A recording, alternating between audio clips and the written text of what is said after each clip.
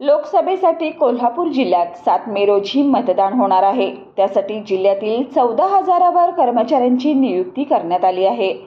बंदोबस्तावरील police व होमगार्ड्सना 7 मे रोजी मतदान केंद्राची जबाबदारी असल्याने त्यांचे पोर्टल मतदान घेण्यात येत आहे। शिवाय काही नागरिक हे अन्य जिल्ह्यातील असल्याने त्यांनाही कोल्हापुरातून मतदान करावे लागणार आहे। या मतदानाला गुरुवारपासून सुरुवात झाली आहे। पहिल्या दिवशी कोल्हापूर मतदारसंघातून 139 जणांनी तर हातकणंगलेमधून 13 कर्मचाऱ्यांनी टपाली मतदान केलं।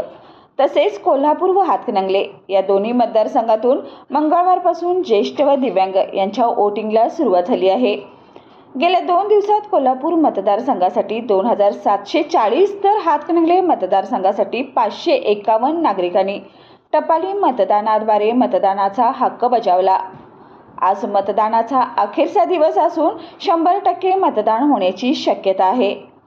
वयाच्या 85 वर्षावरील ज्या ज्येष्ठांना तसेच दिव्यांग व्यक्तींना मतदान केंद्रापर्यंत येता येणार नाही, त्यासाठी यंदा पहिल्यांदाच घरून टपाली मतदानाची सोय करण्यात आली आहे। त्यासाठी 3743 ज्येष्ठ व दिव्यांगाने 12D अर्ज भरून घरून मतदानाची मागणी केली होती। त्यानुसार विधानसभा मतदारसंघनिहाय शासकीय कर्मचारी, पोलीस यांचा समावेश असलेले पथक स्थापन करण्यात आले होते। दिनांक 1 मे पासून घरून मतदानाला सुरुवात झाली आहे।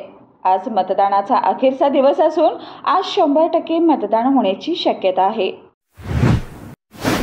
कोल्हापूर लोकसभा मतदारसंघातील इंडिया आघाडी व महाविकास आघाडीचे अधिकृत उमेदवार छत्रपती शाहू यांच्या प्रचारार्थ शिवशाहू निर्धार सभा बदल घडवायला या, कोल्हापूरचा स्वाभिमान जपायला या।